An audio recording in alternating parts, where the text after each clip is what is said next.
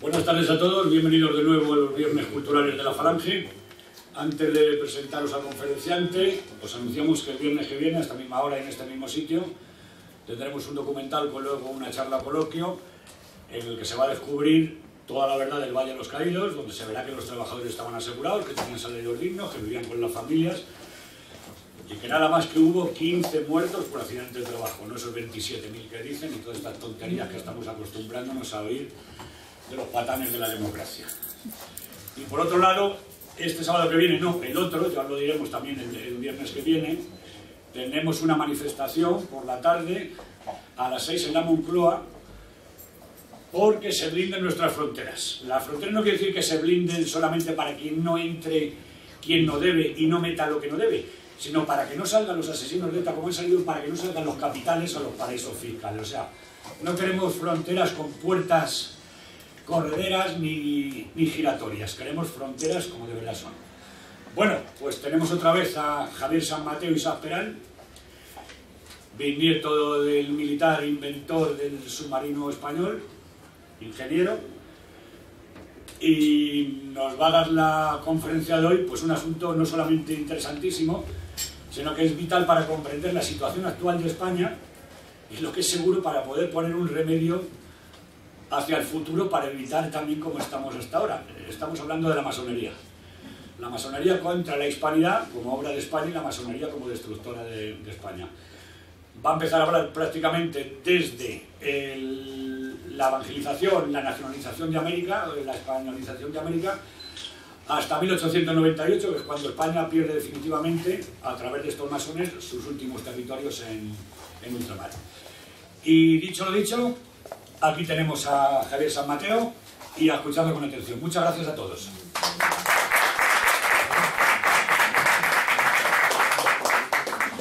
Pues muchas gracias a todos que se han presentado aquí para... ¿Se me oye bien? Acércate un poco más. Esto tiene margen, ¿no? Levántalo un poco. Ahora se oye bien, ¿no? Sí. Muchas gracias a todos los asistentes y espero que la conferencia sea de su interés y de su agrado. Bien, yo empecé a estudiar el tema de la masonería. Bueno, la masonería siempre me ha interesado, como yo soy, como tú bien sabes, falangista, soy hijo de falangista y nieto de falangista, y a los falangistas siempre nos ha interesado el tema este de las sociedades secretas por la influencia negativa que han tenido en el devenir de la historia de España, y concretamente en el devenir de la historia de la hispanidad, del Imperio Español. Pero sobre todo me investigué ya con más rigor y con más profundidad a partir de que empecé a investigar la historia de mi bisabuelo, donde, como conté el otro día, evidentemente la masonería jugó un papel importante. A partir de ahí he hecho una investigación, no sé si muy exhaustiva, pero yo entiendo que sí, sobre cómo influye desde su origen la masonería en el intento de destrucción, con cierto éxito en algunos aspectos, de lo que es la obra magna de la hispanidad, que es la evangelización y la extensión de la primera globalización, por así decirlo, la buena, la de verdad. La OTAN. La hizo España, evidentemente, pero la hizo con una misión que no era una misión mercantil exclusivamente. Por supuesto, también el aspecto mercantil es importante porque el ser humano también tiene que comer y tiene que vivir.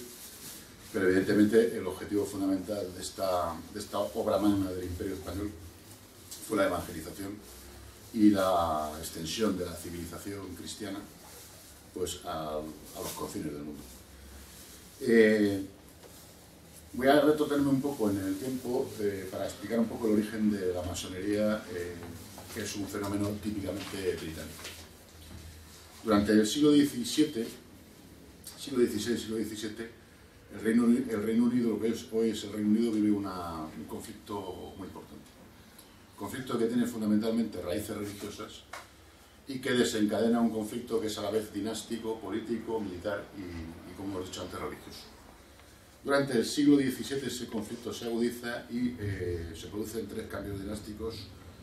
Se produce la salida de los Tudor, entran los Estuardo, luego los Estuardo hay un golpe de Estado contra Carlos I por parte de los puritanos, acaudillados por el jefe militar de estos huestes, que era Oliver Cromwell.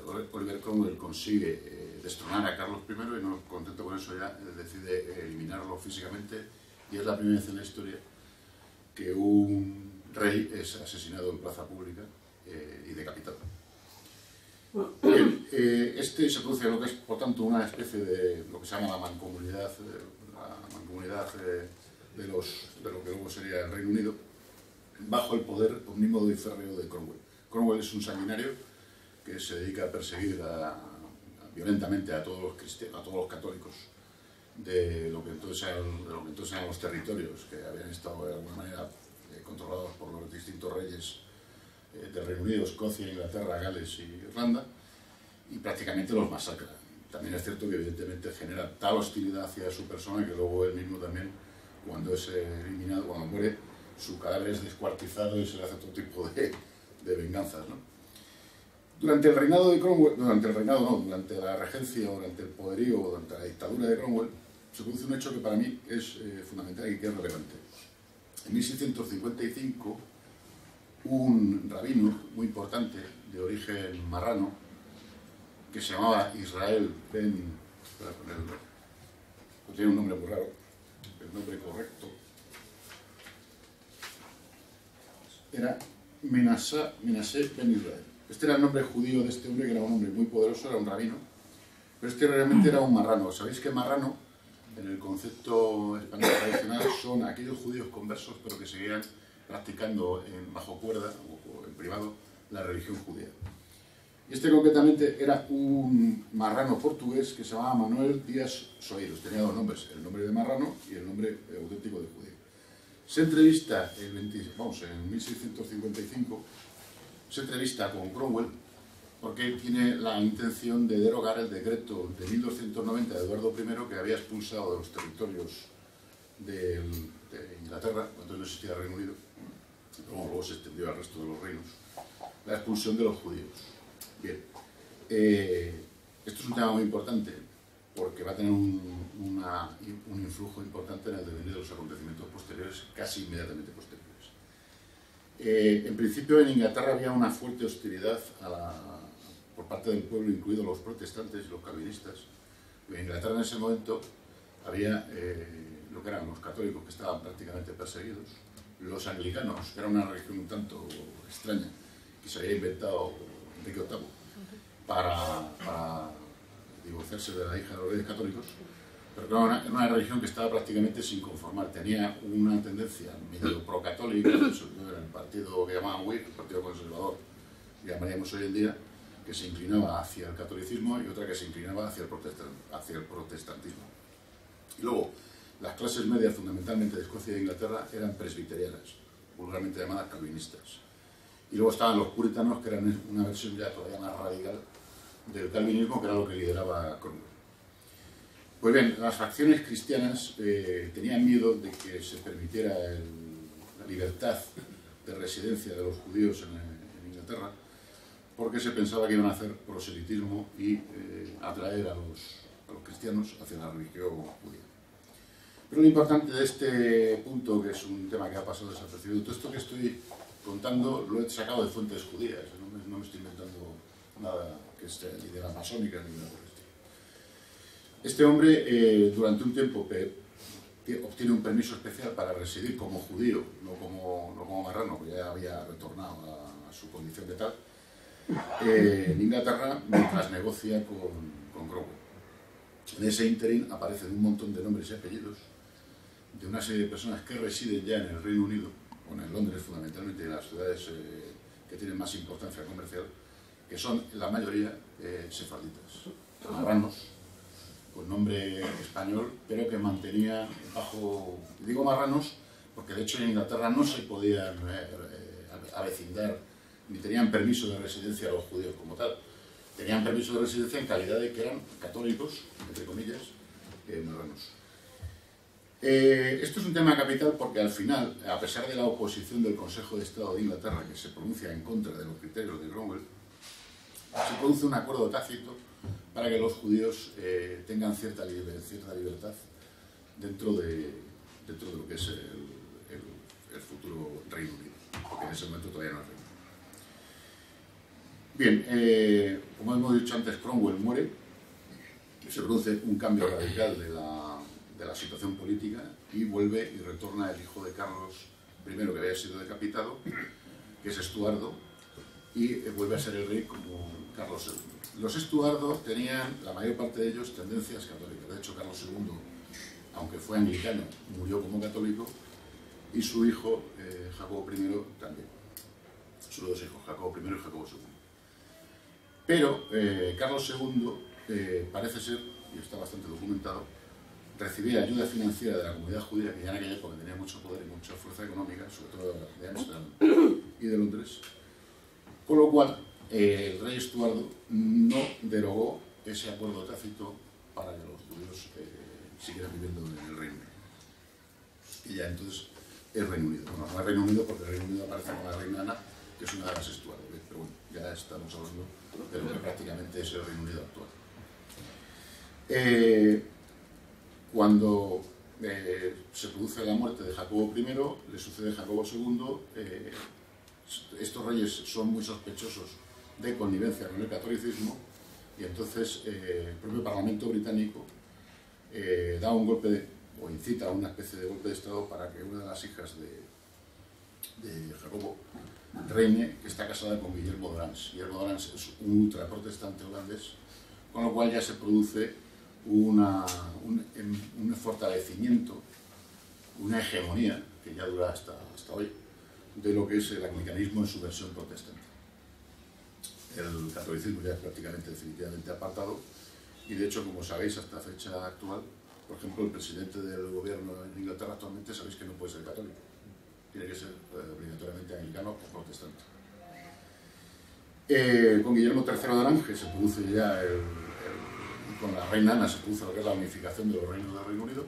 El catolicismo, como digo, es definitivamente apartado, pero sigue habiendo un conflicto importante. ¿Por qué? Porque los Estuardo son una dinastía que tiene una rama que es, que luego se llamará jacobita, que es exiliada y que tiene que irse fuera del Reino Unido, que tiene tendencias procatólicas, y otra rama que es protestante. Definitivamente, cuando muere la última reina, que es la reina Ana, que es la hermana de la mujer de Guillermo d'Orange, el Parlamento británico decide cambiar la dinastía y meter a los Hanover. Y llega Jorge III. Jorge III es luterano y es uno de los reyes de las dinastías más inequívocamente protestantes que hay en Europa, hacendadamente protestante, pero evidentemente para ostentar el reino de Inglaterra renuncia a su luteranismo y se convierte al anglicanismo, porque como ya dijo también en su día Francisco, primero, París bien vale una misa, en este caso Londres bien vale una misa anglicana. Y entonces ya se asentó definitivamente el poder y la hegemonía del anglicanismo en su versión, connivencia con los presbiterianos. Es en 1717, porque la dinastía Hanover entra en 1714, es en 1717 cuando se reúnen las 4 logias masónicas que habían en Londres, y se crea la Gran Logia de Inglaterra, en 1717, por tanto, además el 24 de junio, que es una fecha simbólica para los masones, tienen una parafernalia muy curiosa y muy especial para el tema de las fechas y los grados, todas esas cosas, la parafernalia de la que no vamos a hablar, es el objeto de esta conferencia. Se reúnen el 24 de junio, crean la Gran Logia de Inglaterra, y estas dos personas que más influyen en que son los verdaderos próceres o artífices de la creación de la Gran Logia de Inglaterra, son 2 pastores anglicanos. Uno se llamaba de Saguiers, que era hijo de un hugonote que se había huido de la Francia, cuando en Francia fueron perseguidos los hugonotes y tuvieron que irse o convertirse al catolicismo, pues la mayor parte se fueron. Muchos se fueron a Estados Unidos, otros a Inglaterra y otros a Alemania y Suiza. Y el otro era Anderson, que son Anderson y luego de Saguiers son los que en 1723 fijan las constituciones que se llaman constituciones de Anderson, por las cuales se rige la masonería hasta fecha actual. Luego la masonería ha tenido, por así decirlo, sus franquicias, utilizando terminología moderna, pero digamos que el origen de la masonería es británico y es claramente el sostén del poder espiritual, y detrás de ese poder espiritual va a haber el poder económico y del Reino Unido, que empieza ya a mostrarse como un afán imperialista importante. Una extensión que llegará a su máximo esplendor en el siglo XIX, a su máxima expansión en el siglo XIX. Y la masonería siempre ha actuado en ese tiempo, la masonería británica, como una especie de fuerza, como un caballo de Troya.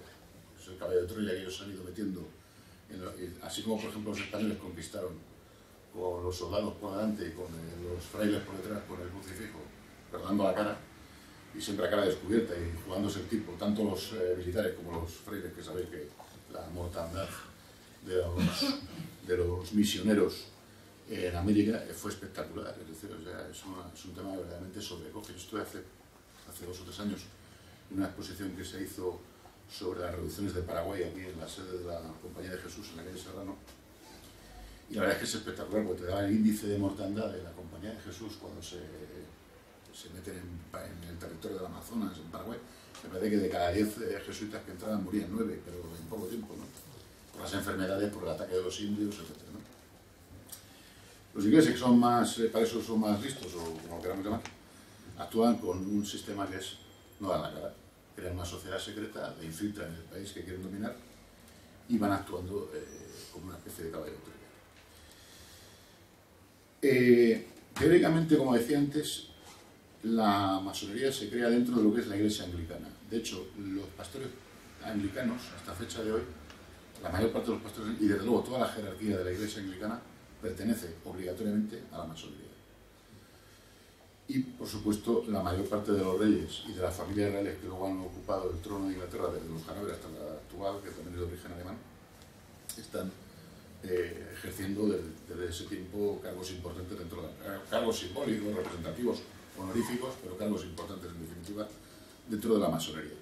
Pero, y por eso enlazo con lo que estaba diciendo hace un rato, y es lo que es verdaderamente sorprendente, desde el principio de la creación de la masonería ya aparecen judíos importantes, judíos, la mayor parte de ellos sefarditas, muchos de origen portugués y muchos más de origen español, de origen sefardita, porque claro, sefarad para los judíos es España, pero en el sentido tradicional, porque ahora España es España y Portugal, pero la España real, pues sí, pero la España sefarad es Hispania en hebreo, ¿no? Vamos, en el idioma, vamos, para ellos. Pero vamos, había sefarditas portugueses, pero la mayor parte eran sefarditas ingleses, sefarditas de origen español, de lo que llamamos hoy España. Esto es importante porque estamos hablando de que Inglaterra evidentemente tenía una confrontación enorme con España, con el Imperio Español, desde los tiempos de Enrique VIII, sobre todo desde su hija, desde Isabel, y por otro lado evidentemente los sefarditas tenían cuentas pendientes con nosotros. Creo que incluso manifiestamente alguna vez dicen que las siguen teniendo, porque hace poco un rabino ha dicho que los españoles tenemos que pedir perdón por los españoles de hoy en día tenemos que pedir perdón por el decreto de 1492. Pues imaginémonos en 1717, 1720, 1730. Yo tengo una lista aquí, pero no voy a dar los nombres, porque creo que no es el objeto, pero vamos, si alguien quiere abundar en ello, pues sin ningún problema les paso la información por correo electrónico o por el mecanismo que vosotros queráis. De la cantidad de judíos poderosos, la mayor parte de los judíos que entran a la masonería son, porque la masonería, digamos que en su origen, lo que entran son gente cercana al mundo político, militar y religioso del Reino Unido.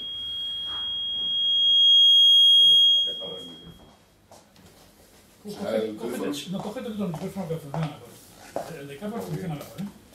No, ahora se oye bien.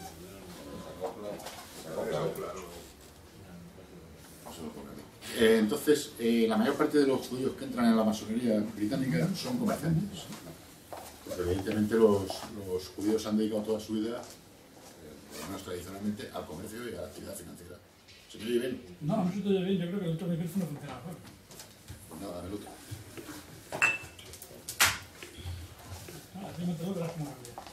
Ahora se ve. Sí, un malo, Sergio. No, malo, Sergio. Empezamos desde el principio.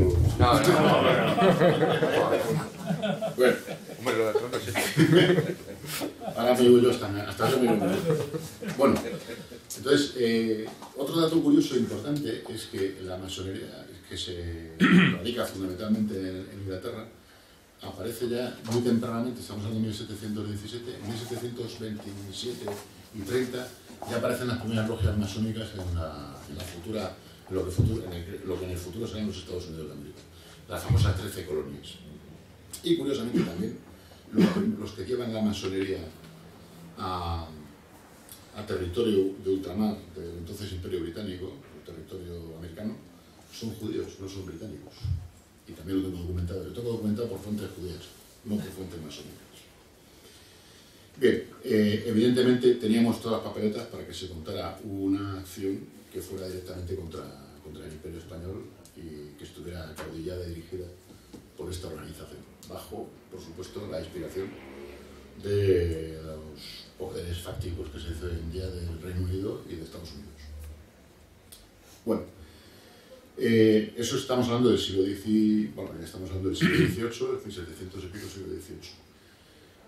El Imperio Español sufre algunos pequeños problemas por el cambio de dinastía, como sabéis, cuando vienen los Borbones, pero digamos que se recompone con cierta facilidad, sobre todo lo que es la parte de ultramar.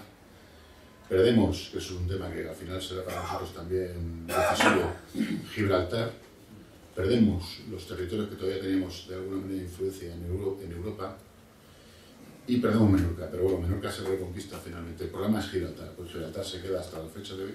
Y Gibraltar es un foco desde el que se irradia toda la masonería en el territorio español, como luego ya veremos a lo largo de la conferencia.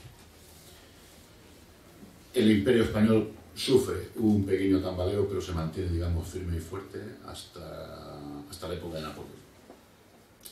¿Qué ocurre en la época de Napoleón? Pero voy a decir un poco antes de la época de Napoleón. Hay un personaje curioso que se llama Francisco de Miranda, que está considerado el primer libertador. Lo de libertador lo digo con la terminología propia de ellos, que es un venezolano que tiene una vida muy curiosa. Es un hombre que en principio es un militar español. Venezuela en ese momento, porque no existe como Venezuela, existe como virreino.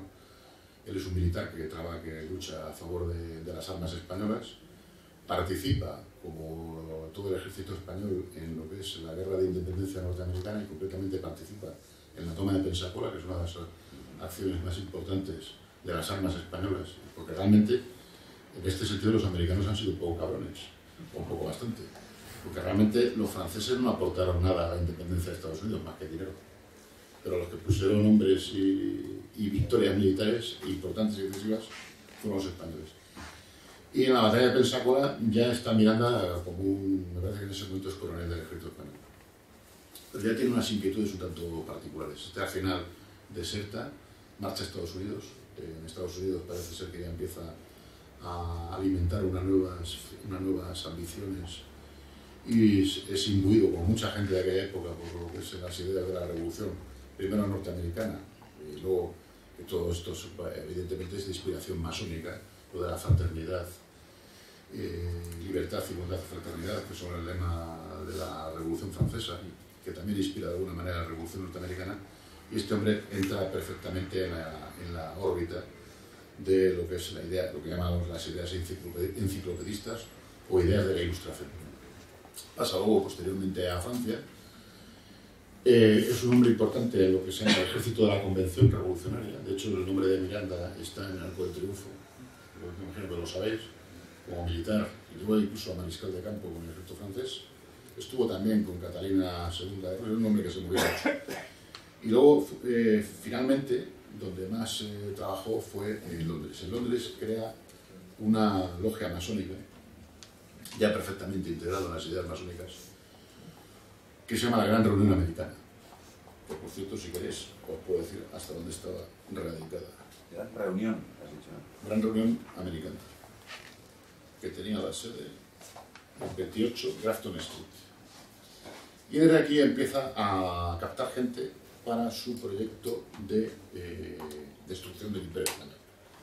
Ellos le llaman la emancipación, la liberación, pero realmente lo que hacen es destruir el imperio y además lo que han generado después, las principales víctimas son los propios habitantes de los antiguos virreinatos de América.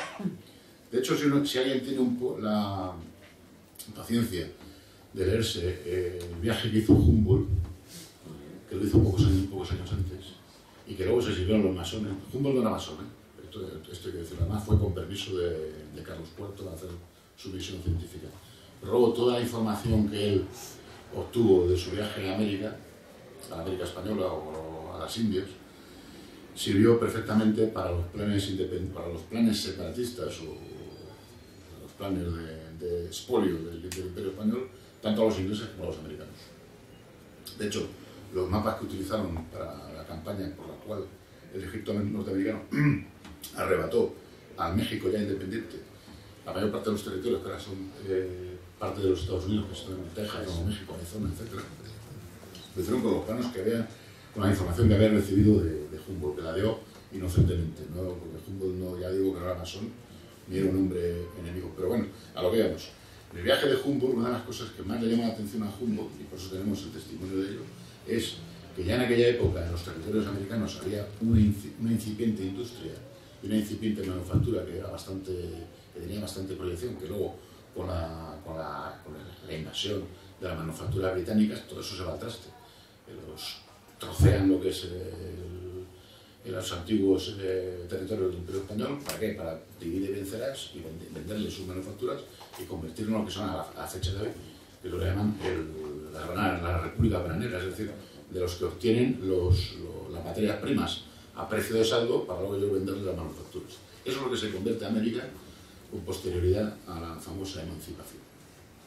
Bien, entonces este hombre, Francisco de Miranda, empieza a trabajar en Londres por supuesto financiado por los británicos y por la masonería británica y por la masonería también estadounidense. De hecho, la primera acción militar que él desarrolla en 1806, antes incluso de la invasión de los ejércitos napoleónicos en España, en la península ibérica, lo hace en 1806, lo que pasa es que fracasa estrepitosamente. Y esa campaña, que lo hace con barcos ingleses y americanos y con mercenarios, hay por supuesto algunas personas reclutadas de los territorios virreinales, pero la mayor parte son tropas mercenarias, la mayor parte de ellos americanos y británicos, y algún alemán y con gente que reclutan, o pasa siempre esto. En la primera misión, después de una aventura que no voy a contar aquí porque es un poco que tampoco viene a cuento, tiene varios fracasos, por fin consigue entrar, intenta reclutar o intenta movilizar a los territorios, vamos, al pueblo de lo que entonces él crea que va a ser Venezuela, pero no recibe ningún eco, ningún apoyo, y tiene que reembarcarse y se vuelve a Inglaterra. Paralelamente a estos actos, a estos hechos, casi en el tiempo, se produce otro hecho que es nefasto para la historia de España, que es la invasión de Napoleón. La invasión de Napoleón hace que al final, como consecuencia de las acciones militares del decreto de Napoleón, España queda reducida a Cádiz. Y entonces se produce el famoso acto de las Cortes de Cádiz. En las Cortes de Cádiz ya intervienen 60 y tantos representantes de las juntas provenientes del territorio iberoamericano, del territorio hispanoamericano, y muchos de ellos allí son cantados por la masonería, entre ellos Bolívar y San Martín. San Martín hay una gran controversia porque en Argentina hay quien defiende que no es masón, o que no fue masón. Sin embargo, la acción que hizo San Martín es bastante sospechosa. Su trayectoria, aunque dicen que fue católico y que murió como católico, que estuvo siempre llevando un crucifijo y que rezaba el rosario, yo no lo pongo en duda, no sé, eso es lo que dice yo. El duque de Barton también era católico. Lo hizo después, evidentemente. Pero sí que es cierto que San Martín, evidentemente, colabora de manera eficacísima en los proyectos de la masonería, y aparte lo más sospechoso de todo es cuando se entrevista en Guayaquil con Simón Bolívar y decide marcharse y dejarle el terreno libre a Bolívar. Y eso verdaderamente no tiene una explicación, a no ser que sea un masón que estaba trabajando para los intereses para los que se le servía, para los que ellos servían. Bolívar, San Martín, O'Higgins, toda una serie de personas que van a ser capitales en el desarrollo de lo que es la destrucción del Imperio Español, son reclutados para la masonería en Cádiz. ¿Y por qué? Evidentemente porque Cádiz está al lado de Gibraltar, y en Gibraltar la actividad masónica era importante y muy fuerte, y como sabemos lo sigue siendo. De hecho, el último congreso de la masonería española, como sabéis, que se hizo el año pasado, se ha hecho en territorio gibraltareño. Siempre ha habido un poco de judío y masón. Exactamente. curiosamente amparado por un jesuita, que es Ferrer Benimeli, que ha hecho es el que ha hecho todo el simposio, el último simposio de la masonería española. Tiene narices que salen a Gibraltar, ¿no? En el año 2012, estamos hablando, no estamos hablando del siglo pasado. A partir de ahí, evidentemente, se va generando un conflicto importante, pero a pesar de todo, a pesar de que hay levantamientos en el Río de la Plata, lo que luego sería Argentina y Chile, a pesar de que hay levantamientos en el territorio virreinal de Perú, a pesar de que hay levantamientos también en México, aunque tiene un sentido diferente, que luego hablaré de ello, y a pesar de que España no tiene prácticamente en ese momento ninguna posibilidad de apoyar militarmente la situación, porque bastante tiene con defenderse de la invasión del ejército francés, sin embargo, las operaciones militares no son, en principio, hay batallas que vencen los independentistas, los separatistas, como lo queramos llamar, pero todavía hay batallas que ganan los realistas, y la operación está prácticamente durante bastante tiempo en tablas. Las guerras duran, simplificando, desde 1810 hasta 1824. De 1810 a 1820, las guerras, hay un esfuerzo titánico de la Marina Española y de los ejércitos que están allí, muchos de los cuales están compuestos en su mayoría por personas nacidas, bueno, nacidos estaban todos allí, pero personas, para decirlo de entender, que no eran de origen peninsular, sino que eran de origen americano. O sea, estamos hablando de las personas nativas que trabajaban y colaboraban con ardor, como ya han hecho hasta entonces, por la batalla de Cartagena de Indias, que supongo que conocéis, la famosa batalla de Blas de Lezo. La mayor parte de las tropas eran colombianos, pero colombianos en el sentido de que eran indios. Y lo digo sin ánimo de ofender. Bien, hay una situación de tablas. Incluso hay una situación en la que verdaderamente parece que los ejércitos de Bolívar, de San Martín, de O'Higgins y compañía pueden incluso llegar a perder la situación. Pero sin embargo hay un hecho que es fundamental, que es, bueno, sabéis que los franceses definitivamente son expulsados del territorio español en 1814, con un gran esfuerzo por parte de los españoles, del pueblo español, porque el pueblo español se levanta en armas. Lo que pasa es que España queda dividida en dos bandos, el bando liberal y el bando tradicional, por así decirlo. El bando liberal tiene ya una gran influencia, un gran componente masónico. La Constitución de 1812 ya tiene una gran influencia de la masonería. Cuando retorna Fernando VII a España, los contrarios al influjo de la masonería, que el famoso manifiesto de los persas, le tratan de, porque cuando Fernando VII retorna a España, aparentemente no había dicho que iba a respetar la Constitución de 1812, pero le convencen de que no lo haga y de que gire copernicanamente la situación política que se había generado en España. Y desde 1814 hasta 1820 se produce un retorno, digamos, a la España tradicional, a la España que había sido, le llaman absolutista, pero yo entiendo que España el absolutismo nunca ha existido. El absolutismo es un invento de Francia y de las Cortes de Prusia, pero en España la monarquía tradicional católica nunca fue absolutista, tampoco fue regalista, que es una de las doctrinas típicamente francesas. Pero los masones, que son los que difunden la historia como ellos quieren, pues ya en aquella época llamaban serviles, los partidarios de serviles, fíjate el concepto, ¿no? Liberal, servil, o sea, un hombre que es amante de la libertad y otro que es amante de las cadenas. Pero eso no era evidentemente así. Desde 1814 a 1820, Fernando VII mantiene otra vez el reino como ha existido tradicionalmente y intenta por todos los medios mandar algún ejército expedicionario que consiga frenar definitivamente y vencer a los... Porque ya digo que la situación militar era más o menos tablas. Ni los insurrectos tenían la capacidad militar para expulsar a los virreyes y a los ejércitos realistas, ni tampoco los ejércitos realistas tenían una mayoría militar tan fuerte como para vencer y eliminar a los insurrectos. Y en 1820 se crea la posibilidad de mandar un ejército expedicionario al territorio ultramarino con la intención de vencer definitivamente a Bolívar, a O'Higgins y a compañía, y por supuesto también en México. Pero hay un movimiento que consigue frustrar eso. Ese movimiento es el famoso levantamiento de las cabezas de San Juan, por parte de un militar que era masón, que se llamaba Rafael del Riego, y financiado por ciudadanos que vivían, que residían en Hispanoamérica, que residían en Cádiz, la mayor parte de ellos, que eran masones, que eran de origen, y muchos de ellos de origen de lo que es Argentina y Chile, y que financiaban con su dinero la posibilidad de que hubiera un levantamiento que trajera de nuevo la Constitución de 1812, los docenistas, y a su vez pues frenara el embarque de las tropas para solventar el tema.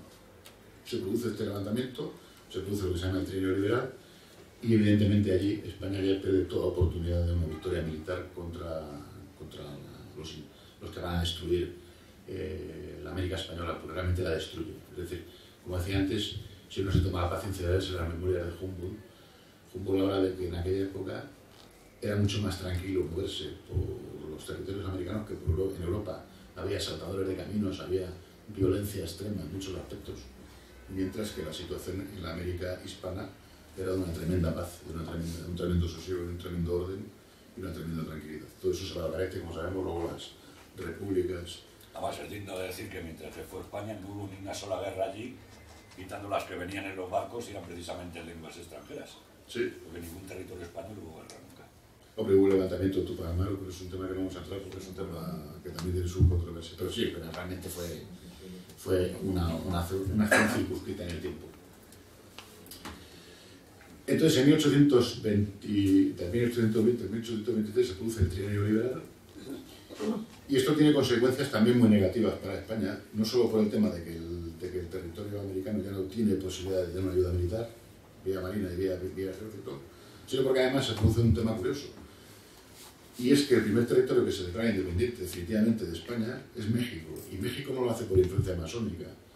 México lo hace porque la mayor parte de la élite del territorio del virreinato de Nueva España era absolutamente monárquica, era absolutamente católica. Era más católico, yo creo, que incluso los propios españoles. De hecho, los primeros movimientos que se declaran insurrectos contra la situación que vivía España después de la invasión de Napoleón, lo dirigen curas, lo dirige Hidalgo y lo dirigen Morelos, que son sacerdotes.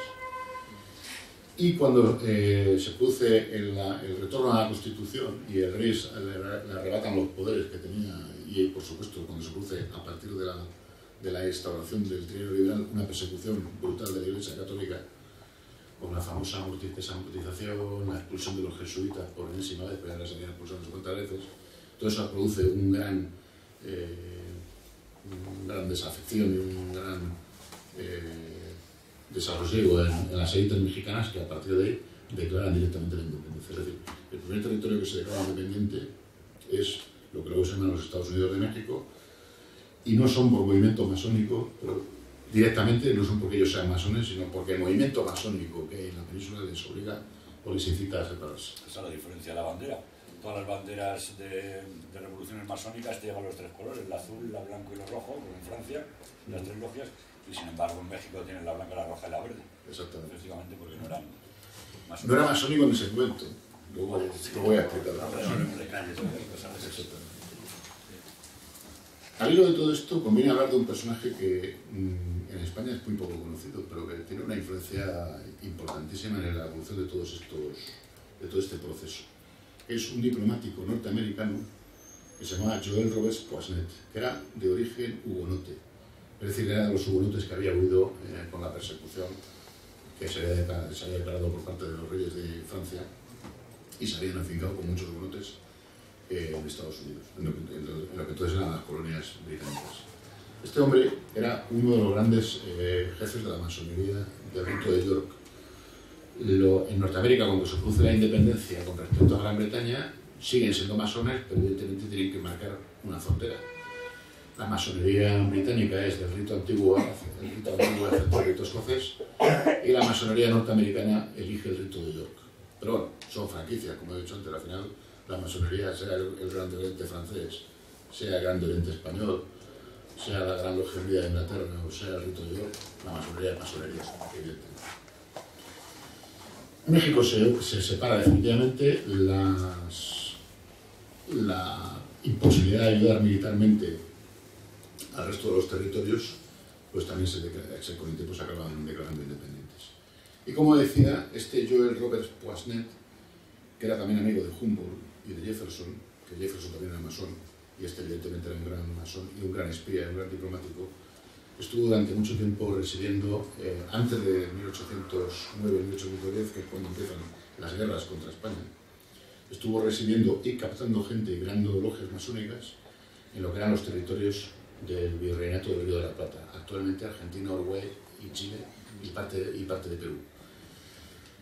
Luego este hombre retorna a Estados Unidos y cuando ya México es independiente es nombrado embajador de Estados Unidos en México durante muchos años. Y es el que convierte a México ya independiente, que como bien ha dicho Carlos, no se levanta masónicamente, pero llena de logias masónicas todo el territorio mexicano. Hasta el punto de que el régimen mexicano, que llega hasta la actualidad, sí que es a partir de él inequívocamente masónico. Y este Joel Roberts Poinsnet es el que introduce una cosa que todo el mundo que ha estado en México sabe, que es lo que llaman el indigenismo. Es decir, a partir de la influencia de este personaje siniestro, se llega a convencer a los mexicanos de que todos los males del pueblo mexicano son por el origen, por la influencia española. Y que lo verdaderamente los buenos de la película, los que habían sido una civilización, la quintesencia de la gran civilización, los aztecas y los mayas, eran realmente los buenos. Ese movimiento se llama indigenista, que es lo europeo es malo, lo indígena es bueno. Eso cala en la conciencia mexicana hasta nuestros días. Pero este personaje, que es el que consigue crear el movimiento indigenista, con el correr del tiempo, después de ser embajador en México, fue nombrado el equivalente a ministro del Ejército, el secretario de Defensa. Y es uno de los personajes que desencadena la mayor guerra de exterminio de las tribus indias en los territorios norteamericanos. Es decir, en México era indigenista, pero en Estados Unidos era europeísta, cosa de los masones, evidentemente. Bien, la presencia final, o sea, el último bastión o la última batalla, o el punto final, después de 400 años de la presencia española y de la civilización española católica, hispano-católica, en el territorio de lo que actualmente son las repúblicas hispanoamericanas, que llaman latinoamericanas, no sé por qué, pero las repúblicas hispanoamericanas. Un invento del Ivalier. Exactamente. Es la batalla de Ayacucho, que se produce en 1824. La batalla de Ayacucho es una batalla que tiene toda la pinta de ser un camelo. Y recuerda mucho a otro camelo, que es la batalla de Santiago, que fue unos cuantos años después. Es decir, un amaño entre masones para quedar todos más o menos bien. El ejército realista español, que tenía 5 veces más efectivo que el ejército de Sucre, que es el que se enfrenta en la batalla de Ayacucho. Por cierto, el Ayacucho en lengua quechua significa el rincón de los muertos, curiosamente, que es la última presencia española. Pero el que comanda casi todos los generales, le llaman también la batalla de los generales por la cantidad de generales que se enfrentaron en uno y otro bando, una cantidad anormalmente enorme. La mayor parte de estos generales eran todos, evidentemente, de origen español, nacidos aquí o nacidos allí, pero españoles, en definitiva. Habían participado en las guerras contra Napoleón. Muchos de ellos eran amigos y muchos de ellos eran masones, tanto en un bando como en otro. Y de hecho hay historiadores poco sospechosos que sostienen que evidentemente aquello fue un apaño, es decir, que hubo una conversación por la mañana antes de iniciar el combate para hacer una guerra, una batalla que me parece que duró 2 horas, donde evidentemente podía haber sido una auténtica carnicería. El rey de la Serna, el antiguo rey de la Serna, que ya había pactado con San Martín la retirada para que entrara San Martín, que luego se entrevistó con Bolívar, y que luego San Martín se marchó a Francia, y Bolívar se quedó como máximo prócer de las revoluciones. Definitivamente arrojan las armas y se vuelven para España. Lleva un pacto para que no haya luego grandes y fuera de paso, Javier, que las tropas realistas, digamos las hispanas, las españolas, el 80% eran indígenas. En este caso sí. Cosa que al contrario eran europeos. Eran al revés, sí. Concretamente en este combate, y me alegro que lo digas, en el ejército contrario la mayor parte de europeos eran mercenarios, eran ingleses, alemanes y franceses. Y el ejército realista, que comandaba el rey de la Serna, era el 15% que eran los mandos, eran personal, vamos a llamar europeo, de origen europeo, español, y el resto eran tropas indígenas, pero claro, el que manda es el que al final dirige la batalla. Y aquí se produce el punto final a la presencia española en el territorio americano, continental. Queda Cuba y queda Filipinas. Tanto Francisco de Miranda como Bolívar y San Martín públicamente siempre habían expresado su intención de que se creara una gran nación no tutelada por España, un poco lo que había ocurrido con Estados Unidos. Es decir, no les afecta al Reino de España, pero evidentemente una gran reunión de lo que había sido el territorio español. Eso era interesante para ellos porque evidentemente les permitiría ser un país fuerte y potente como lo es actualmente Estados Unidos. Incluso en aquella época era más potente, porque en aquella época el territorio norteamericano era la sexta parte de lo que es hoy en día. Pero evidentemente no era ese el proyecto por el cual se les había dirigido hacia allí. Y todos los militares y todos los caudillos revolucionarios fueron apartados en su tiempo. San Martín se marchó, Sucre parece ser que fue asesinado, no está claro, pero no, murió en circunstancias muy extrañas. Bolívar fue eliminado del poder. Bolívar, curiosamente, que era masón, era un masón a conciencia, y además un hombre que se había impregnado de la doctrina enciclopedista e ilustrada hasta las venas. Sin embargo, en 1828 prohíbe la masonería en Colombia, en la Gran Colombia. ¿Por qué? Porque sabe que es una organización conspiratoria que le va a acabar derrotando, como de hecho las ¿Qué se consigue con esto? Pues crear un montón de repúblicas, unas un poco más grandes, otras un poco más pequeñas. Se va troceando todo incluso territorios que se crean siguen troceándose con el tiempo. Panamá se lo quitan a tal, todo Centroamérica se divide en repúblicas cada vez más pequeñas. ¿Con qué objeto? Con el objeto de que Estados Unidos y el Reino Unido controlen este territorio que a partir de ese momento se convierte en el patio trasero hasta fecha actual. Quedan como últimos reductos Cuba y Filipinas. Filipinas está perfectamente en ese momento controlado por la élite de los frailes. Filipinas, digamos que tiene dos territorios, uno que es controlado y que está más o menos españolizado y con un control militar y presencia muy minoritaria, pero presencia a fin de cuentas de los españoles, de los peninsulares, y luego el territorio que es el territorio de Joló, etcétera, donde están los musulmanes que solo dedican a la piratería y que hacen la vida imposible a los filipinos españoles, pero y luego con el tiempo le hará la vida imposible incluso también a los propios norteamericanos cuando invadan Filipinas y lo queden. Porque realmente los americanos lo que hicieron fue quedarse con Filipinas. Lo liberaron los Filipinas, lo convirtieron en una colonia. Y de hecho es una pseudo colonia todavía hoy en día de Estados Unidos. Se mantiene de 1824 hasta 1898, se mantiene bajo control español, Filipinas y Cuba. Cuba, ¿por qué se mantiene bajo control español? Por una razón muy sencilla. Las élites cubanas también tenían ciertas velidades independentistas y sobre todo además tenían muchos de ellos, había un partido, concretamente, que procuraba la anexión con los Estados Unidos. ¿Por qué? Porque los Estados Unidos del Sur eran esclavistas, como ellos. Cuba en ese momento era un territorio que vivía de los ingenios azucareros y del tabaco y empleaba mano de obra esclava. Entonces, había dos condicionantes para ellos. Uno, lo que había ocurrido en Haití, donde había habido un movimiento de los esclavos que habían eliminado física y definitivamente la presencia de las personas de origen europeo, creando el Haití que conocemos actualmente. Y, evidentemente, ante esa eventualidad, prefirieron mantenerse dentro de España, porque, claro, que te corten el cuello a nadie le hace mucha ilusión. Pero, con el tiempo, también se empiezan a generar un conflicto que acabará en la famosa independencia. Más que la independencia, pues realmente lo que hacen los americanos es arrebatar Cuba, Puerto Rico y Filipinas en 1898 el control de los españoles. Pero también se hace por una componente masónica, porque todos los caudillos igual que todos los caudillos de las primeras revoluciones que hemos dicho antes, O'Higgins, etc., Bolívar, Sucre, San Martín, y no digo más porque hay un montón, todos estaban afiliados a la masonería. Yo sigo insistiendo que aunque digan los argentinos de hoy en día, porque dice la Iglesia argentina que San Martín no era masón. Bueno, yo lo tengo muy claro. Es que la Iglesia argentina es la que es masona. En parte de eso, Y a ver un papá. En Cuba aparece lo mismo. En Cuba los primeros independentistas cubanos, Céspedes, concretamente, es masón.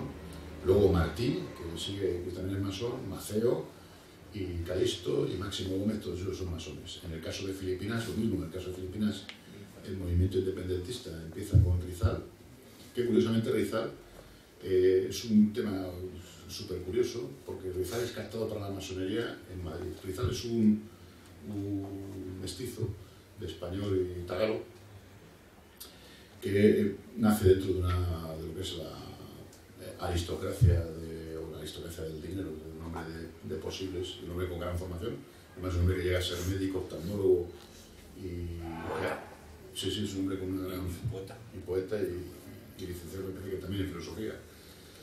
Es captado para la masonería por el gran maestre de la masonería española, que es Moraita, que es el gran maestre de la masonería española desde 1880 y me parece que del 83 hasta 1915 con alguna introducción. Es un catedrático de la Universidad Central y es el que monta la Sociedad de Amistad Hispano-Filipina, que es una sociedad pantalla a partir de la cual se va inoculando el veneno separatista, independentista y masónico en la sociedad filipina. Aguinaldo, etcétera, también son masones. Se crea en primer momento una logia masónica que es, digamos, de tipo pacífico, o por lo menos no es muy radical, que es la que crea Rizal, pero rápidamente es desplazado por el Katipunan, que es una organización ya de carácter abiertamente terrorista y violento y tal, que también es una organización masónica, en la cual no pertenece Rizal, pero pertenece todo el resto de los independentistas de Filipinas.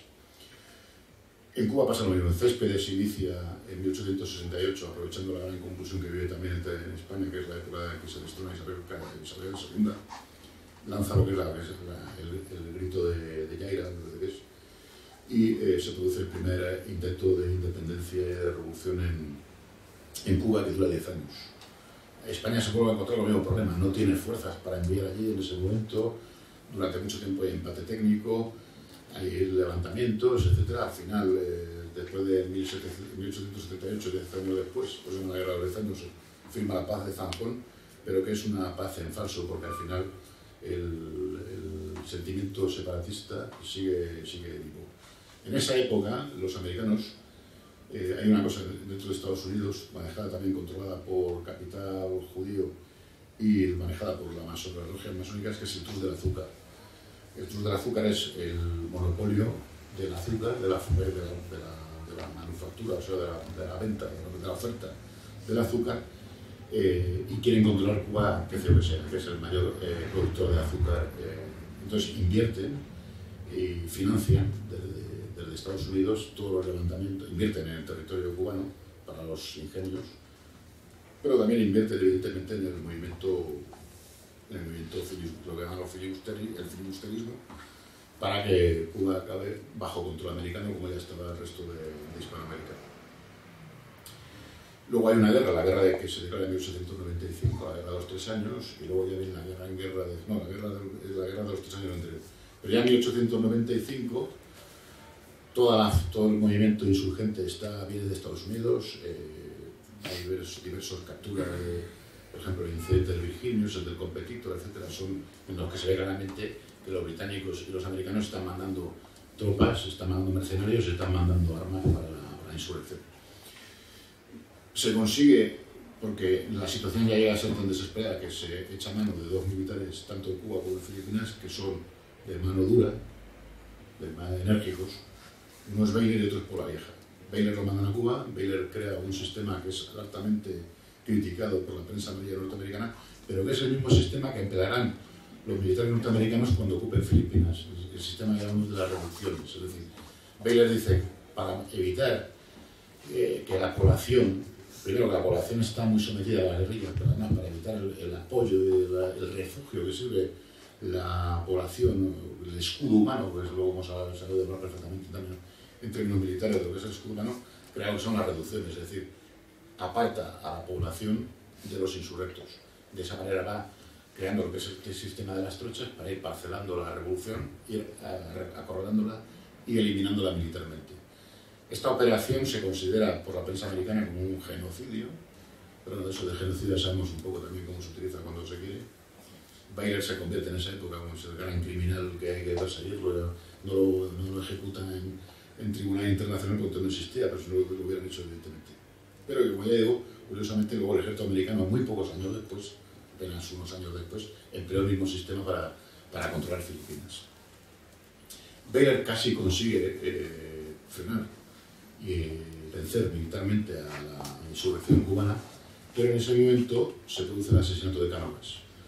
Con el asesinato de Cánovas llega al poder Sagasta Masó, y como ministro de Ultramar, también Sagasta, Segismundo Moret.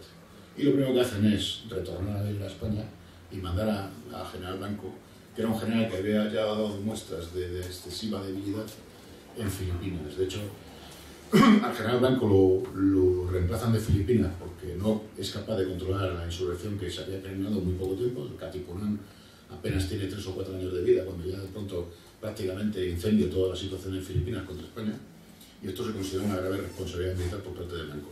Es sustituido por Polavieja en Filipinas, que también emplea una política parecida a la de Baylor en Cuba, y que también consigue reducir bastante el poder de la insurgencia.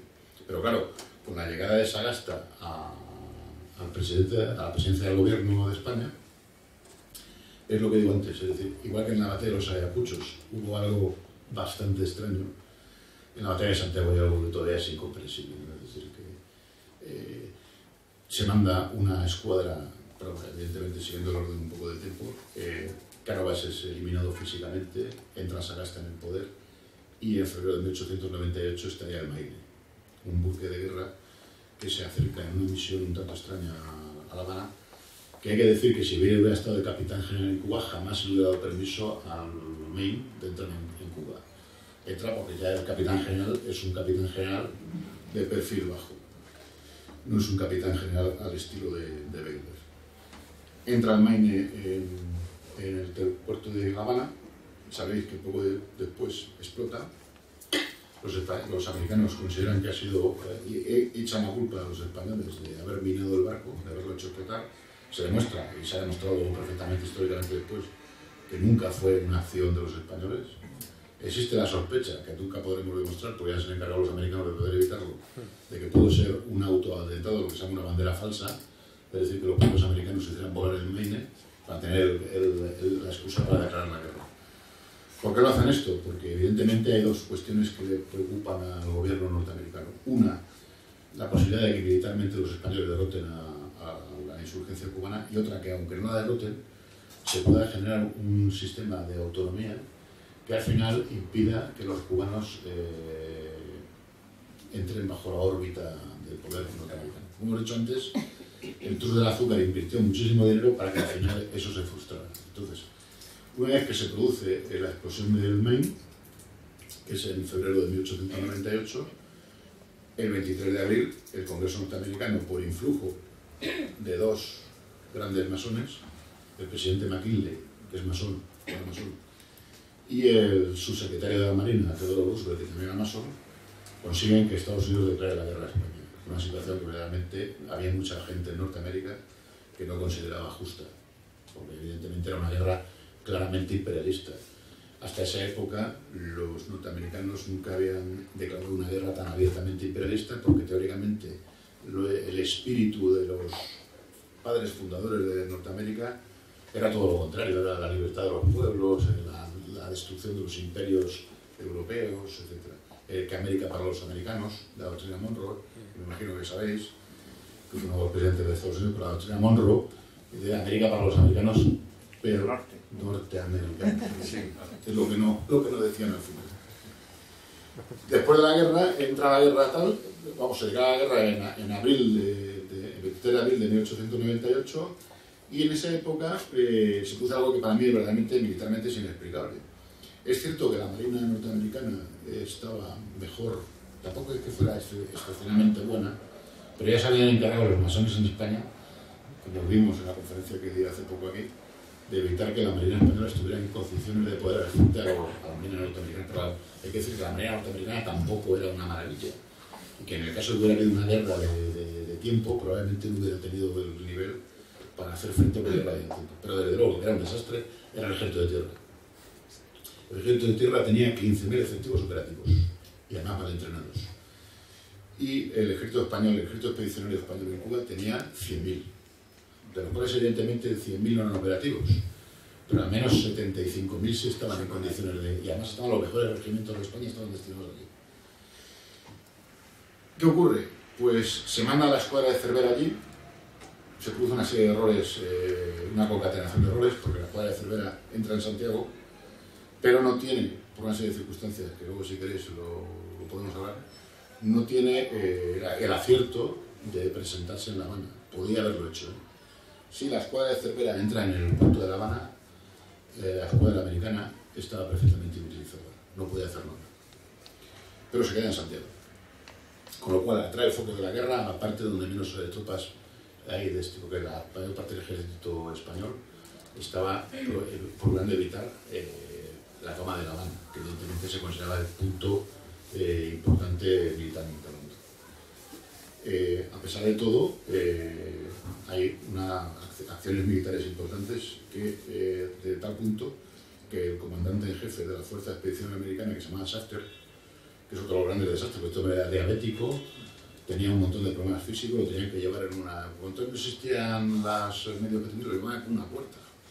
En una puerta te abría el suelo, lo desplazaba porque no podía moverse, era diabético, pesaba 150 kilos y medía 1,60 m. Era un hombre que tenía unos problemas de salud gravísimos. Lo cual te demuestra que el ejército americano le pilló completamente en paños menores.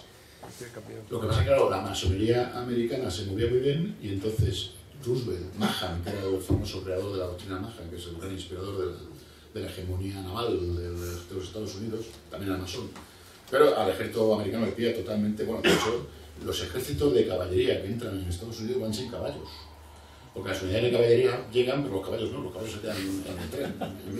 En aquello fue un desastre mayúsculo. La primera acción militar de los famosos marines, curiosamente, es en Guantánamo, donde todavía siguen estando. Es la primera acción militar de la historia de los marines, fue un desastre total. Es decir, hubo un momento en que tuvieron que reembarcarse y volver a la playa. Lo que pasa es que en ese momento, y con unas unidades que tenía el ejército español, que eran unidades de reserva, que estaban allí, pero en una zona que nadie pensaba que fuera a ser la protagonista de las acciones militares, pues con estas unidades consiguieron hacer retornar a la playa a los marines. Lo que pasa es que en ese momento la ayuda de los insurrectos, de los mambises, que eran realmente los que ganaron la guerra, fueron los mambises. Los americanos no ganaron la guerra. La guerra militarmente la ganaron los mambises. Consiguieron hostilizar a las tropas españolas se volvieron a sus cuarteles y ahí consiguieron establecer la cabeza del puente. Pero si fuera sido por los mambises, los famosos marines americanos se hubieran estrenado militarmente con una gran derrota. Pero bueno, entonces, Ramón Blanco es el capitán general de Cuba. Hemos dicho que es un hombre de perfil bajo o blando. Recibe órdenes directas de Sagasta, que hemos dicho antes que era masón grado 33. Y había sido el gran maestro del Gran Oriente español. A tal punto era un masón pro-británico, que de hecho, poco antes de cesar como gran maestro de la masonería, había solicitado formalmente, a través de un pastor protestante que se llamaba Juan Bautista Cabrera, que era el obispo de la iglesia episcopaliana en España, había sido carmelita, dominico, era un antiguo fraile español que se había convertido en Gibraltar, siempre Gibraltar, se había convertido a la iglesia protestante británica, la iglesia episcopaliana, y a través de este que tenía gran relación con la iglesia anglicana había solicitado formalmente. Esta documentación es perfectamente conocida por los documentos masónicos británicos, no estoy inventando nada. Había solicitado formalmente pasar a pertenecer, porque el Gran Oriente es, digamos, que es una franquicia masónica para los ingleses de segundo orden, de nivel bajo. Y para jugar en la Champions, en la Premier League que daban los ingleses, no admitían a cualquiera. De hecho, le dijeron que no, que los españoles no estaban autorizados a entrar en la Premier League, en la Gran Logia Unida de Inglaterra. Y fue rechazado. Hasta ese punto llegaba Sagasta. Sagasta es el presidente del gobierno, entonces Sagasta quiere acabar la guerra lo antes posible. Y se producen dos actos, estoy hablando de Cuba, se producen dos actos que son también incomprensibles. Primero, le quita el mando de la Marina al jefe del apostadero, que era el mando natural. La Marina tenía su propio mando, que dependían del Ministerio de Marina, entonces estaban separados. Había un ministro de Marina, un ministro del Ejército, un ministro de la Guerra, se llama entonces. Que ahora no son un poquito tan pacifistas, que ya no se llama ministro de la Guerra, o sea, el ministro de todo el poco de la ministro de Flores. Pues el ministro de la Guerra no tenía en principio, el capitán general de Cuba, que dependía del ministro de la Guerra de Madrid, no tenía por qué tener el mando de la escuadra. Pero Sagasta da una orden por la cual la escuadra de Cervera pasa inmediatamente a las órdenes del general Blanco. Y el general Blanco da la orden de salir, lo cual es un suicidio, evidentemente, porque las unidades navales que se habían llevado a Cuba no tenían capacidad para enfrentarse a los acorazados americanos. Eran cruceros, algunas unidades de torpederos y unidades de destructores, pero de frente se tenían que enfrentar a lo mejor de la armada yanqui, y tenía 3 acorazados de gran porte que evidentemente hicieron un tiro al blanco.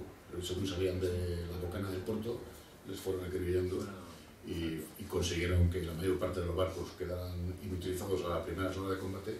Muchos se hundieron y la mayor parte de los marinos españoles, unos se salvaron porque llegaron como pudieron a las playas y otros murieron en el combate. Eso le sirvió de excusa a Sagasta para solicitar la firma de la paz, para solicitar el armisticio. Y evidentemente ahí se acaba ya definitivamente la presencia española, por último 1898 en España, de la presencia española en lo que había sido la gran obra de España, que yo creo que a pesar de todo nos podemos sentir muy orgullosos, porque evidentemente con todos los problemas que tienen estas repúblicas hispanoamericanas, con todo el envejecimiento que han sufrido a partir de esa época, y con todo el trastorno económico y político que se ha mantenido, sin embargo mantienen un nivel cultural y de civilización que evidentemente es muy superior a otras partes del mundo. Y eso es obra y gracia de los misioneros, de los militares y de todos los que dieron su vida por la obra espiritual de España.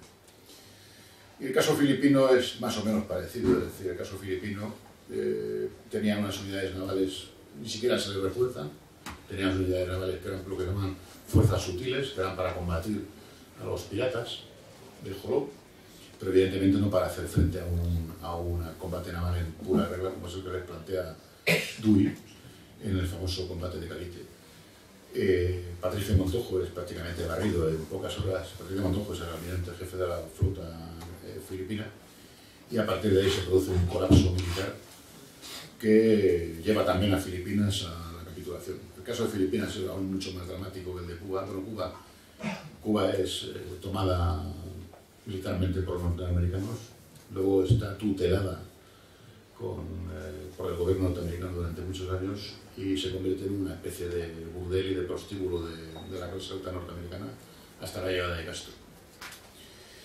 El caso de Filipinas es más dramático porque Filipinas, que llegó a ser, que ahora mismo me parece son 100 millones de habitantes, tenía en aquella época, en la época en que estaban los españoles, un nivel de educación que solo era comparable en el Asia a Japón y por la de los españoles. Ahora evidentemente no es lo mismo. Y aparte habría que imaginar la fuerza que tendríamos hoy en día si 100 millones de asiáticos hablaran español. Pero ¿qué hicieron los americanos? Lo eliminaron de raíz. Eso es el gran genocidio oculto, porque eso sí que fue un genocidio.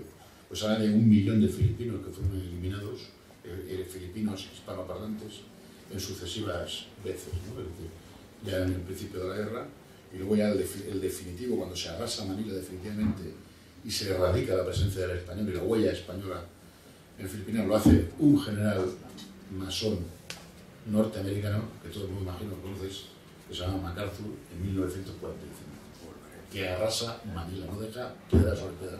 Una de las ciudades más hermosas que había ciudades más hermosas españolas que había en el mundo. No dejó piedra sobre piedra. Arrasó con los tanques, hay fotos que se ve que están entrando las máquinas hasta no dejar piedra sobre piedra.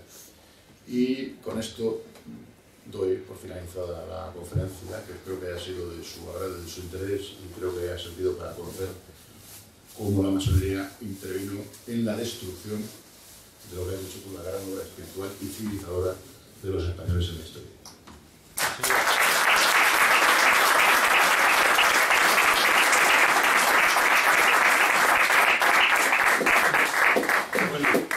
Vamos a abrir un pequeño turno de preguntas y yo, como siempre, le voy a echar ahí me voy a colar. Claro. Para mí hay dos personajes que son, a veces dos y a veces casi uno, que son fundamentales en la historia de la masonería contra España. Uno es el duque de Wellington y otro es su amigo y compinche Álvarez Méndez, que ha pasado la historia como Juan Álvarez de Mendizábal. De hecho, dicen que vino a ayudar aquí a España y es mentira, porque antes de venir aquí con su flota a luchar contra Napoleón, estaba preparando esa flota para hacer el desembarco en el Mar de la Plata y quedarse con el Mar de la Plata. Entonces podemos decir que las guerras de independencia eran dos frentes militares, unos francmasones, que eran los de una parte, y otros los logias regulares, que eran los del duque de Wellington. Pero es que el intendente de la isla era Juan Álvarez Méndez, y no judío. Y no mandó a la flota allí a luchar contra este elemento, contra el duque de Wellington. Pero ya la guerra de la independencia la ganaron los alcaldes, no la ganaron los elementos. Por eso luego de esa amortización no solamente es el clero, que también se levanta, sino a los ayuntamientos, el Álvaro de Mendizábal, al poder municipal, los desamortiza de todo un... Pero todo. Que no era la democracia. Claro, es esa. Y luego el que infectó a España de logias masónicas, el famoso duque de Wellington, de Gibraltar, que creó las tres flores de lis, que no por casualidad el escudo español lleva las tres flores de lis. Entonces, cuéntanos un poquito, sobre todo de Juan Álvarez de Mendizábal, por favor.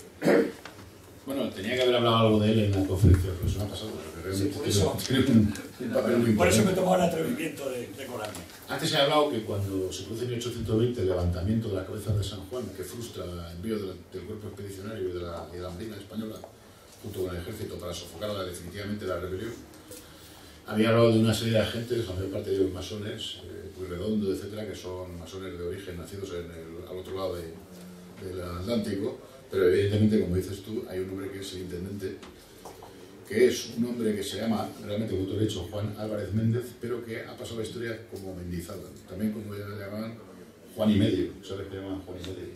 Por lo alto que era, era un nombre muy alto, Juan y Medio. Este hombre cambió el apellido para disimular el origen judío sefardita de su abolengo, de su origen, y sobre todo además también por un criterio de pura egolatría, donde Mendizábal suena así un poco más aristócrata, un poquito más américo, más doctor. Pero sí, ese es un hombre que es capitán en la historia de España, porque Mendizábal es el que financia, junto con estos que hemos dicho antes, el levantamiento de la cabeza de San Juan, y luego es uno de los grandes, junto con Figueroa y con Queipo de Llano, no el Queipo de Llano que hemos conocido nosotros, sino el Queipo de Llano anterior, el conde de Toreno, que son los primeros ministros masones, en el trienio liberal, que son los que entregan los grandes recursos económicos a Inglaterra, por ejemplo, las minas de Río Tinto, las minas de Almadén, todo eso pasa a control británico, por obra y gracia de Mendizábal, como lo queramos llamar, por obra y gracia del conde de Toreno y por obra y gracia del que he dicho antes, de Figueroa, etc. Son masones, irrefutables, es decir, son masones o, como he dicho antes, la masonería. Cuando la gente habla de la conspiración judeo-masónica, piensan que es una libertad poética, que es algo incomprensible. ¿Qué tiene que ver los masones con los judíos? Aparentemente no tienen nada que ver, pero evidentemente, como he dicho antes, ya desde el origen de la masonería está penetrada tanto en Inglaterra como en Estados Unidos por la presencia y fundamentalmente de sefarditas, que como he dicho antes, tenían cuentas pendientes con el Reino de España. Y luego, por supuesto, no las ajustaron bien ajustadas. Aparte, Rafael Riego tenía cerca de 30.000 hombres en la provincia de Cádiz para ir a combatir a Bolívar. No lo hizo y se quedó cortando cabezas por Andalucía, porque ese también fue un asesino menor, ¿no? Y eso es un masón. Luego se la cortaron a él también. Sí, yo eso lo celebro. A ver, ¿alguien alguna pregunta? Sí, yo quería en primer lugar felicitarle digo porque ha sido pues, muy interesante y ilustrativa y en fin, que se nota que ha estudiado el tema. Gracias. Entonces, en relación con lo que ha contado de la guerra, la pérdida de Cuba y tal, y en fin, cómo nos la robaron, y en relación con el suceso del Maine, ¿no? Pues durante muchos años, claro, los norteamericanos siempre el gobierno, desde el primer momento el gobierno norteamericano dijo que había sido pues, un ataque, un tal y cual, un sabotaje, y yo por lo que sí, por lo que he leído, vamos, en concreto un libro que escribió Ricardo de la Cierva, haciendo alusión a un informe oficial, por primera vez en 3/4 de siglo, desde que ocurrieron esos sucesos. Es decir, sobre 1976 hubo un almirante que se llama Rickover, que publicó un informe diciendo que, bueno, que lo del Maine no fue un ataque español, no, que fue un accidente por una negligencia del capitán, que ya con otros barcos que había, digamos, dirigido, que había gobernado, pues ya había tenido accidentes similares. Que por lo menos este hombre, aunque el gobierno o el Estado norteamericano tuvieron, digamos, vamos a decir, pues eso, el reconocimiento, aunque con mucha tardanza, la verdad sea dicha, de que realmente ahí hubo un sabotaje por parte de los españoles, que no tenían ningún interés, evidentemente, en tener una guerra con Estados Unidos, porque ya empezaba a ser una potencia incipiente, digamos, ¿no? Pero que durante años y años el oprobio ese de que éramos los españoles los culpables del estallido del barco, y que fue, digamos, la excusa para declararnos la guerra, ¿no?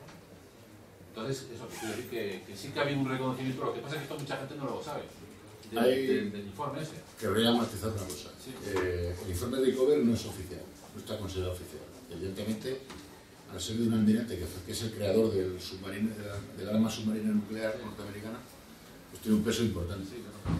Pero oficialmente los Estados Unidos nunca han reconocido la versión, o sea, nunca han cambiado la versión oficial de que fue un sabotaje, que ellos dicen que a lo mejor no fue de los españoles, que pudo ser de los cubanos. Dicen, nosotros sabemos, vamos, desde el punto de vista de la comisión, la primera comisión que se crea para examinar la explosión del Maine, dictamina que es una explosión exterior, pero no acusa, bueno, acusa veladamente a los españoles, pero no dice claramente, porque no sabemos quién ha sido el autor. Eso oficialmente no se ha rectificado. En 1911, que es cuando como decía antes, los americanos se han guardado bien de que no quede rastro de ninguna de las pruebas, porque en 1911, con las obras del puerto, todo esto ya de Cuba bajo control totalmente norteamericano, con un gobierno títere, etc., estorbaba el Maine, que se había quedado allí. Entonces deciden sacarlo del sitio donde está, donde había reventado, y llevarlo a mar adentro y meterlo en un sitio donde está a unos cuantas millas por debajo del mar, para que nadie lo pueda sacar. Y se produce una siguiente comisión, que es la de 1911, que repite lo mismo, es decir, que la explosión ha sido de fuera a adentro, y que es un fruto de un sabotaje, sin que acuse directamente a los españoles, pero evidentemente de la dentro está haciendo. El informe de la comisión de Rickover viene como consecuencia de que hay un episodio poco conocido, que hay una persona que está aquí en la sala, que es amigo mío, es el que más lo ha investigado, que es el suceso del capitán, del oficial de cubierta, en la noche en que estalla el Maine, que se llama Blandin en inglés. Este hombre sostiene desde el primer momento que no ha habido un ataque español al Maine. Evidentemente los americanos, que eso luego lo hicieron bien los rusos, dicen que este hombre está loco. Y entonces se lo llevan no le dejan declarar en la comisión, lo meten en un manicomio y luego muere misteriosamente poco tiempo después. Entonces hay un artículo que se publica en un periódico que ya no existe, que lo hemos estado buscando por muchos sitios, este amigo mío y yo y mucha gente, que hace que Rickover, porque este hombre es un descendiente de Blandin, vuelve a generar una polémica diciendo que realmente todo lo que se ha contado del Maine es todo mentira. Está hablando del lado americano, pero los españoles siempre defendieron su inocencia.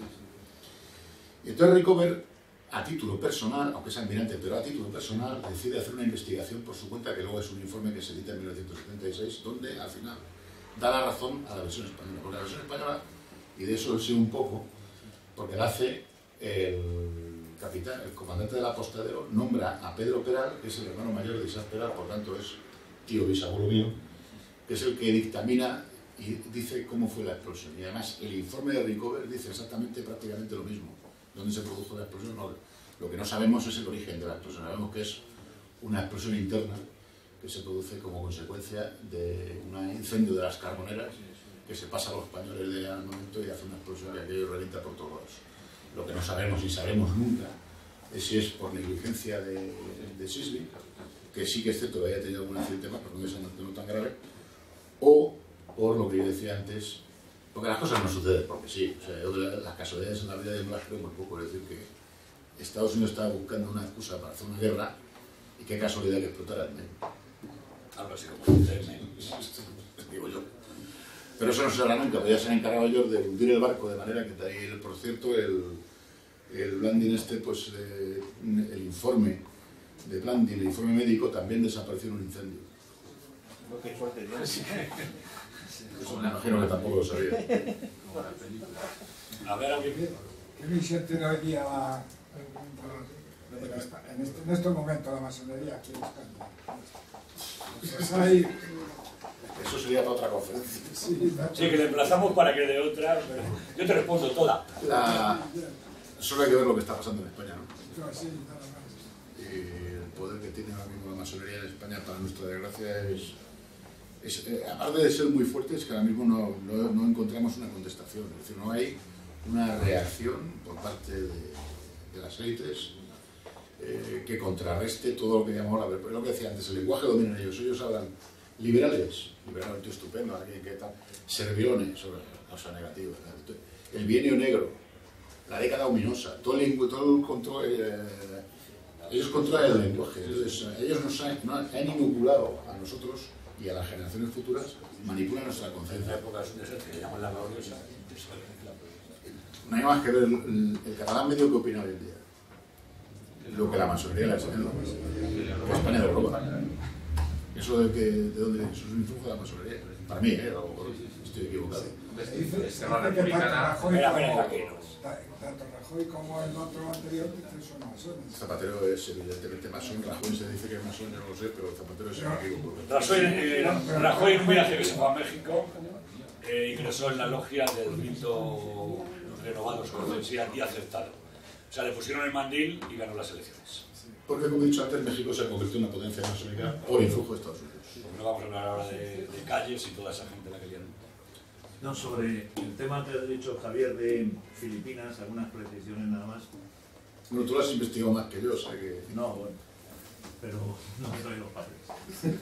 Entonces, Rizal, que era una persona inteligentísima, muy inteligente, y también con un alto contenido ético, a pesar de que era masón, pues, bueno, este hombre nunca estuvo metido en el Katipunan. No. Nunca estuvo Creo que lo he dicho, ¿no? Eso lo ha dicho, sí, efectivamente. Nunca estuvo metido en el Katipunan, pero sin embargo, cuando vino aquí de estudiante, porque lo echaron de la universidad de allí, de Manila, pues después en Barcelona crea la Logia Solidaridad, que pide permiso precisamente a Miguel Morayta. Y en la asociación esta de amistad hispano-filipina, primero está Miguel Morayta, pero después está Sagasta y Morek, que a su vez son los mismos que están cuando se pierde tanto Filipinas como se pierde Cuba. Y Sagasta, reconocido masón, como lo dijo Vázquez de Mella, se lo hizo confesarlo de alguna manera en el Congreso, ¿no? Sí. Entonces, eso por un lado. Por otro lado, realmente después de Polavieja, que sí es el que mete mano dura en el tema filipino, que no tiene nada que ver con el tema cubano, porque el tema filipino sí es una guerra colonial, es una guerra donde había muy pocos españoles y la gran mayoría de los filipinos, que eran de varias etnias mezcladas allí, es un multirracial. Filipinas no tiene nada que ver con el tema cubano, donde realmente lo que existe es una gran mayoría de españoles o de descendientes de primera o segunda generación de españoles, incluso se puede decir que son guerras civiles españolas, como podrían haber sido las carlistas, como son las carlistas. Sí, como fueron las guerras de origen, lo que he dicho antes. Pero después de Polavieja, el que está allí, ya que estamos aquí, pues el que realmente hace triunfar a las armas españolas es Primo de Rivera. Y precisamente, y va reduciendo a Aguinaldo, lo va reduciendo, lo lleva hasta la montaña de Black Navato, y al final negocian con él porque entrar en aquellas montañas hubiera supuesto unas pérdidas de gente enorme, sobre todo, y además, en el momento en que estaba todo el follón de Cuba, hubiera supuesto un coste económico y había otro Primo de Rivera, por cierto, en Cuba. Sí. Estaban los dos hermanos. Entonces, y lo curioso de esto también es que cuando negocian con Aguinaldo, para que se vaya y se va a Hong Kong, o sea, se va con los líderes de la revuelta a Hong Kong, entonces esto les tienen que dar 400.000 pesos fuertes, que se llaman. Entonces, como para decirle, o sea, de alguna manera los compran. Entonces, el que lleva el sobre, por así decirlo, en el barco, porque les acompaña en el barco y se lo lleva para entregárselo a Hong Kong, es precisamente el ayudante del capitán general, de Primo de Rivera, que es su sobrino, Miguel Primo de Rivera, el futuro dictador y padre de José Antonio Primo de Rivera. O sea que Bárcenas no es muy original con el sobre, ¿no? Eso ya es antiguo. Pero luego los americanos también le pagan. Bueno, sí, lo que pasa es que Este aguinaldo... este después entra en contacto con los americanos que, como ya quieren echar a los españoles de allí, Filipinas les interesa mucho para el comercio con China. Sí, pues he dicho antes que la primera globalización del mundo, la primera globalización sana, la hacen los españoles, porque claro, conectan a través de lo que es el Pacífico, el famoso galeón de Manila, conectan todo el comercio del Oriente con el territorio americano y luego con Europa.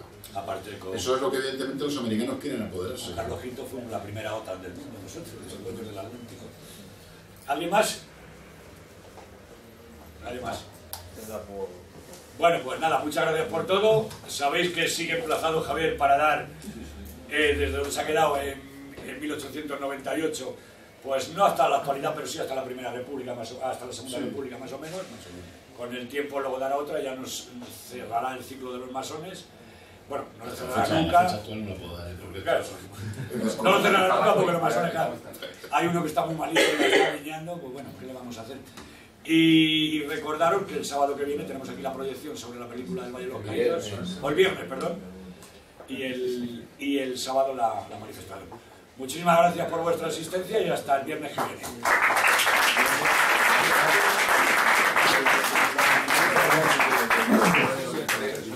Gracias.